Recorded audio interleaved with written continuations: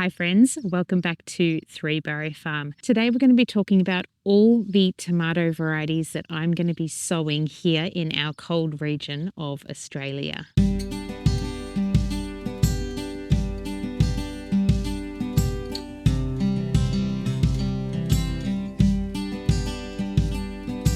Before we get into all the varieties that I am going to be sowing this year, I want to touch base on some steps that you will want to take into consideration when sowing and planting your tomatoes. Ideally, you'll want to sow your tomatoes indoors. So in your house, on a north-facing window where they're going to get sun, or in a hothouse or greenhouse. You might want to keep in mind that your greenhouses might be colder than your house. So just keep that in mind as well. It might take a little bit longer to sow them in your greenhouse than in your home. It's a good idea to start sowing your tomato seeds around 6 to 8 weeks before your last frost date. Now, our last frost date here in central Victoria can be around mid-November, but some years it's been mid-October. So I base my planting date somewhere in between. And I put a frost cloth or a sheet over my tomato plants at night to keep them safe from any frost that may occur. I also keep an eye on the weather. As gardeners, we need to be keeping an eye on the weather and watching what's happening. Of course, the forecast might not actually be what occurs in your garden. For instance, for us here, if it's going to say that it's 3 degrees overnight, I'm going to want to cover my plants because it's going to be more like 0 degrees and there is a possibility of there being a frost. And I just know this from observation over many years of gardening here in this garden. Everyone's garden will be different. Even our neighbours are completely different from here because they have an enclosed fence around their garden. So they're going to have a different microclimate to what we have here. So say my last frost date is the 20th of November. I'm going to need to sow my seeds by the 25th of September. However, I am starting now. I have sown 2 trays of tomatoes already, and it's only August. So I know that I'm going to be potting up these tomatoes, but I'm also going to be planting them out earlier, and I'm going to be putting frost cloth or a sheet over them to protect them every night. I will also do another sowing of seeds in September. So I'm hedging my bets by doing multiple sowings, but these ones will go out later and they will I'll probably cover them still for a shorter period of time, but these ones will be going out closer to the last frost date. You can also pot up your seedlings into larger pots so they have more room to grow and therefore more time to be inside until you're ready to plant them out into your garden. In the right conditions, your tomato seeds can take between 5 to 10 days to germinate. But usually, if the temperature is between 20 and 25 degrees Celsius, they will take between 5 to 7 days to germinate. They can take longer, for up to around 14 days, to germinate in colder areas. So if it is 15 degrees or below. I've sown my first tomato seeds 5 days ago and they haven't germinated yet. So if yours haven't germinated yet, don't worry.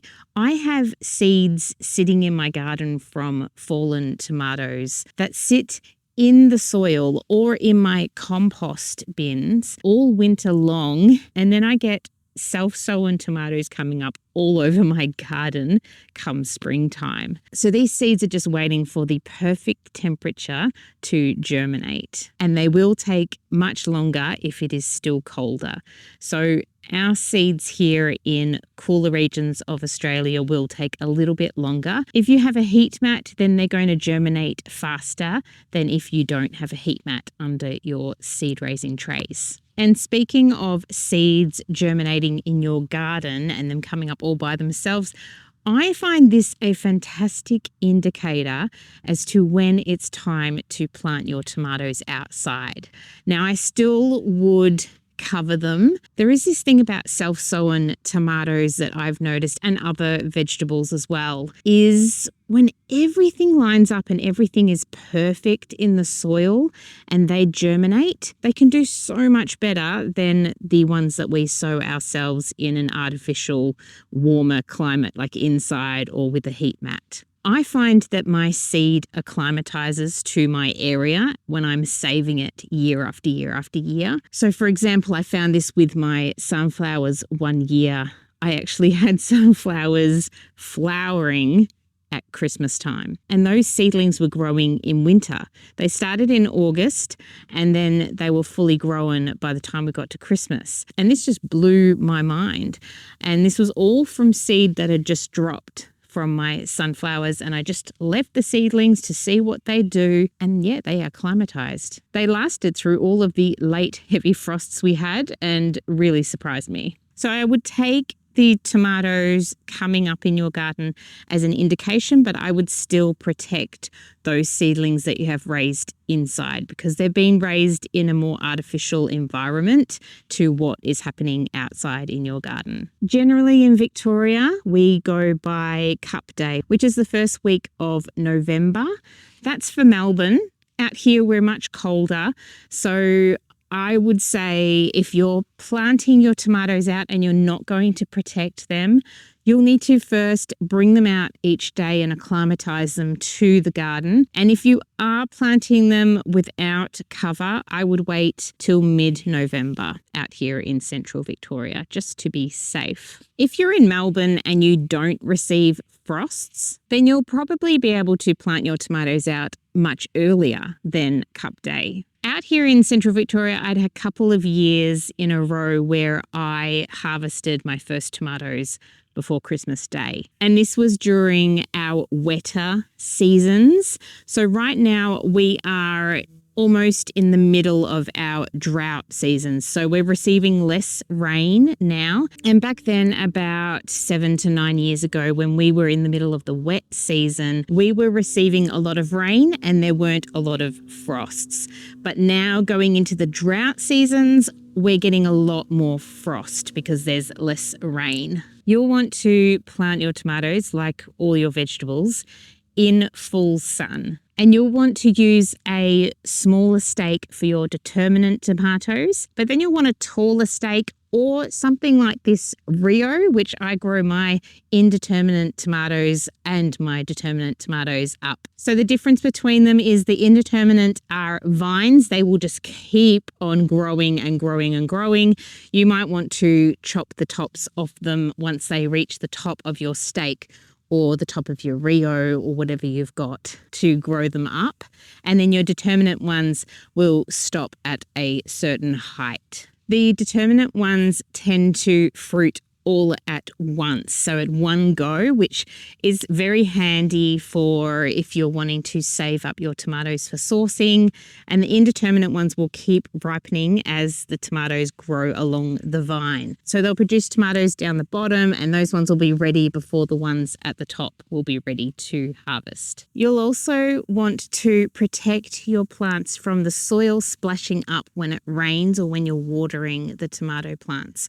So I like to put either pea straw or sugarcane mulch underneath my tomato plants. And by stopping the soil splashing up onto the plants, you're going to protect them from disease. You'll also want to prune off the lower leaves so they're not hanging down onto the ground. Now, soil is key when it comes to the health of all of our vegetables and our fruit that we are growing. And it's no different with tomatoes. Good soil means healthy plants. Tomatoes like lots of organic matter such as compost and well-rotted manure. Your tomatoes also like well-drained soil so they don't get soggy roots, but you also want the moisture to be retained. If your soil has a lot of clay in it, then you're going to need to add compost, manure, some straw or some leaves, something to break up the clay so that it drains a lot better. You could also add untreated wood chips or sawdust to your soil. Tomatoes also need other nutrients. They need nitrogen, and I'm growing these broad beans where I'm going to be planting my tomatoes. So throughout winter, I'll grow peas or broad beans to help fix some nitrogen in the soil. And what I'll do is I'll plant my broad beans. My dog's just walking straight over the netting. Don't worry about my garlic here, just walk straight over the netting. So I'm growing my broad beans on this side of the Rio, and then I'll plant my tomatoes on the opposite side. And these broad beans will also provide shelter to my tomato plants. And then when these broad beans are finished, I'll just chop them at the base of the soil, and I'll leave those roots in there with their nitrogen nodules on them, and the tomato plants can feed from those roots. Tomatoes also like plenty of phosphorus and potassium. You can add rock phosphorus to your soil and wood ash to provide these minerals. Banana peels provide these minerals also. If you are composting a lot of banana peels, then your compost will likely have potassium and phosphorus in it. Orange peels also add nitrogen to the soil, so they are a wonderful addition. And bone meal will add phosphorus and calcium to the soil. I like to add dynamic lifter to my soil too, and this will provide nitrogen, potassium, and phosphorus as well. If you're not sure on the levels of nutrients in your soil, then you can get your soil tested. Now, I'm not talking about testing the pH levels. I'm talking about testing for minerals and trace minerals. Once your plants are in the garden, you might want to feed them with seaweed and fish emulsion once a fortnight. This will help them start off strong, and this is also beneficial if you're just starting out and your soil is needing work still. Once you've built good soil and you're feeding it and replenishing the nutrients every autumn and spring, you won't need to worry so much about feeding the plants on top as you previously have. Remember, healthy, well-balanced soil is key.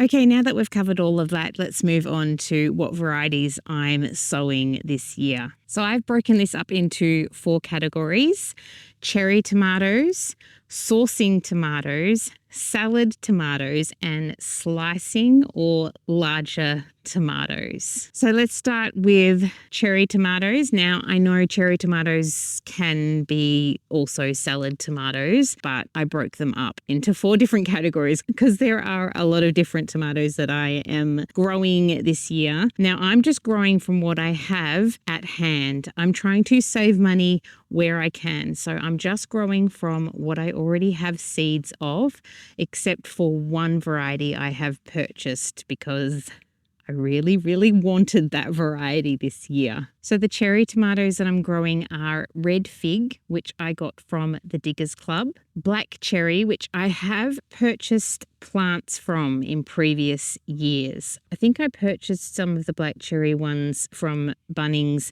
that are the Diggers Club seedlings. But these seeds were kindly gifted to me from Bernadette, who did a seed swap with me. For those who are new, I'm going to be mentioning a lot of seed swap seeds. So in the description below, in all my videos, I have a PO box. You can send some seeds to me and suggest some seeds that I could send to you, and we can do a seed swap. So we did this largely last year, and it was a lot of fun, and people still continue to send me seeds. I just got some lovely seeds from a viewer, but they didn't mention their name. So please do remember to put your name there and your postal address so I can send something back to you. I've also got white cherry. So this is from the seed collection. I've got the pink bumblebee from Diggers Club, green grape from Diggers Club, the broad Ripple Yellow Currant, which is also a Diggers Club tomato. I've got another tomato from Bernadette, which is the Midnight Snack. Now, I've done some research and it looks like this one is cherry, but I wasn't quite sure. So I've put it in the cherry column, but Bernadette, please let me know if I'm wrong there. And then I have the Wild Sweetie. It's a mutant of the Wild Sweetie I'm gathering from Alison, who I also did a seed swap with. So please correct me again if it's not a cherry tomato. All right, let's move on to salad tomatoes. Now I've got the June Flemme tomatoes. I'm pretty sure that's how you pronounce them. They're French, and I have grown these a few times now. And I have seed packets from both Happy Valley Seeds and the Diggers Club in this variety. I've got the yellow tomato, which I got from the seed collection. I've got Moneymaker also from the seed collection, Tomato from the Diggers Club, red and black. I've grown these red and black tomatoes from the Diggers Club a lot, and they are really nice. Green Zebra from the Diggers Club. I've got the Wapsipinicon Peach from the Diggers Club. And lastly, Indigo Rose from the seed collection. So they're all my salad tomatoes. Next, for sourcing tomatoes, I have the Amish paste tomatoes from the seed collection. I've also got the Roma tomato seeds from the seed collection. I've got Ram's Horn tomatoes, which I researched and it says that they're sourcing tomatoes. I got these from a seed swap with Linda from the Cold Climate Garden. She has a YouTube channel. I will link it down below. Linda, please let me know if I have this wrong. Is it a sourcing tomato or a salad? Let me know. I have the Italian Malacca. Now, this one, I don't have a name on the seed packet, so sorry, but I did do a seed swap or someone sent me the seeds. Thank you very much. Thank you to everyone who sends me seeds. Much appreciated. I've got the striped Roma from Bernadette again. Thank you, Bernadette. And the one variety of tomatoes that I have purchased is from the seed collection. It's on its way with some other seeds that I might have purchased, mostly some sunflowers, some different coloured sunflowers because I wanted some red sunflowers this year. I'm very excited. I am looking forward to growing my sunflower wall again this year, but I'll talk about that in another video. So these seeds are the San Marzano ones, and these are a fantastic sourcing tomato. So the San Marzano and the Amish paste and the Romas, they're going to be fantastic for bottling up. Now, I do bottle up all my other tomatoes, but these ones are particularly fantastic because they have fewer seeds in them. So they're fantastic sourcing ones. All right, the last category is the slicing or the large tomatoes. These are the oxheart or the beefsteak type tomatoes. So they're really big ones. So I'm sowing quite a few of these this year. I have 4 different varieties from Bernadette. Thank you so much, Bernadette, for the seeds that you have sent me. So the first one that I have from Bernadette, I think it's pronounced tiger. That's what the internet tells me, but I could be wrong. So I will put it on the screen like I have been, all of the different varieties that I'm growing this year.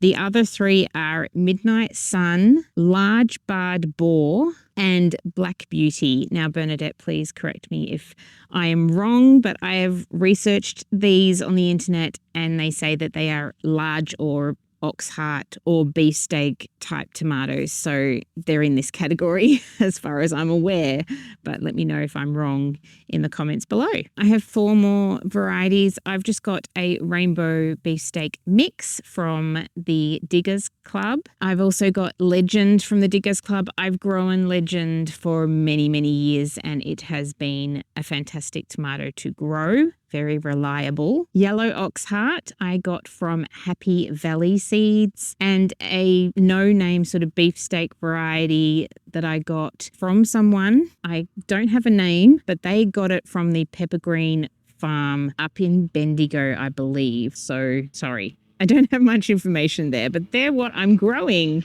There's a tiny little airplane going over. It's really small. I'm really low. I hope all this information has helped you and that you grow the healthiest, most fruitful tomato plants this growing season. I look forward to hearing how you all go. I'm really looking forward to this growing season much more than past ones just because of what I've been through recently, and I can't wait to feel my hands in the warm soil and picking those fresh fruits warm off the vine in the afternoon sun and eating them straight from my garden. Can't wait. Cannot wait. Make sure to comment down below and let us know what varieties you are growing this season. Also, let us know any tips that you might have that I have not mentioned here, and let me know what your favorite tomato is. Thank you so much, friends, for being here. I really appreciate your support. Have a great week ahead, and I will see you next time.